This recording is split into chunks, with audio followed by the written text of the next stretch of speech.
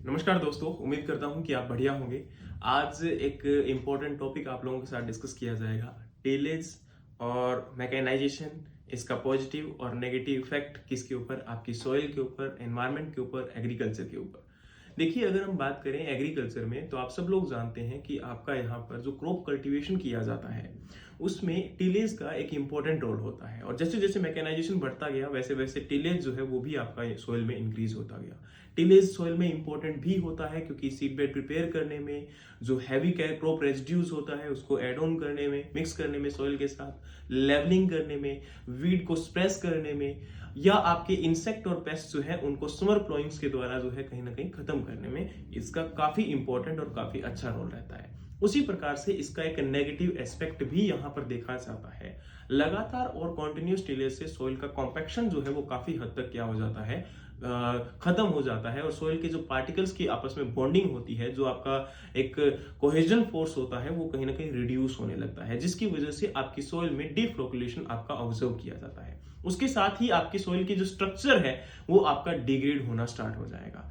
इसके साथ अगर हम बात करें तो सॉइल के अंदर आपका लगातार अगर हम टिलेज करते हैं तो आपका रन ऑफ लॉस आपका बढ़ जाता है, क्योंकि यहाँ पर लगातार जब आप टिलेज करते हो तो जो आपका क्रॉप रेजिड्यू था, जो आपका एक्सेस नहीं था, वो भी मिक्स हो जाएगा। और उसके साथ ही आपका एक प्रकार से जो रेन ड्रॉप है उसका इफेक्ट जो है, या फिर एक प्रकार से अगर हम बात करें सॉइल का इरोजन जो है वो आपका इंक्रीज होना स्टार्ट हो जाता है। और इसी के साथ आपकी सॉइल जो है वो इरोजन उसके अंदर देखने को मिलेगा। इसके साथ अगर हम बात करें तो आप अगर टिलेज बहुत ज्यादा करते हो, नॉर्मली से अबव करते हो, तो उस केस में क्या हो जाएगा कि आपकी सॉइल जो है उसके अंदर आपका जैसे फॉर एग्जांपल अगर हम बात कर रहे हैं बल्क डेंसिटी के बारे में, तो बल्क डेंसिटी आपकी डिक्रीज हो जाएगी, डिक्रीज हो जाएगी, क्योंकि उसके अंदर क्या होता है कि आपका पोरोसिटी इंक्रीज हो रही है, पोर स्पेस इंक्रीज हो रहा है, तो वो भी आपका डिक्रीज होने देखने को मिलेगी। लेकिन यहाँ पर नॉर्मली जो है टिलेज के रिस्पेक्ट में केवल नेगेटिव और पॉजिटिव बातों को समझना ही इंपॉर्टेंट नहीं है। जो एग्जाम में क्वेश्चंस आते हैं वो किस प्रकार से आते हैं,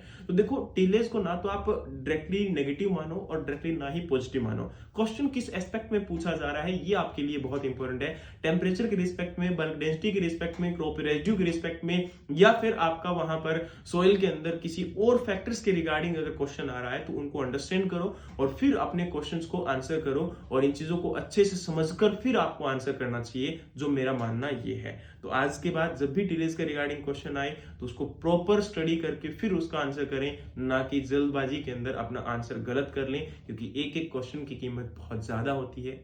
तो नमस्कार दोस्तों, इसी के साथ आपका आज का सेशन कंप्लीट होता है। ठंड बढ़ रही है, बचते रहिए, पढ़ते रहिए और मजे करते रहिए। Thank you so much. जय हिंद, जय भारत।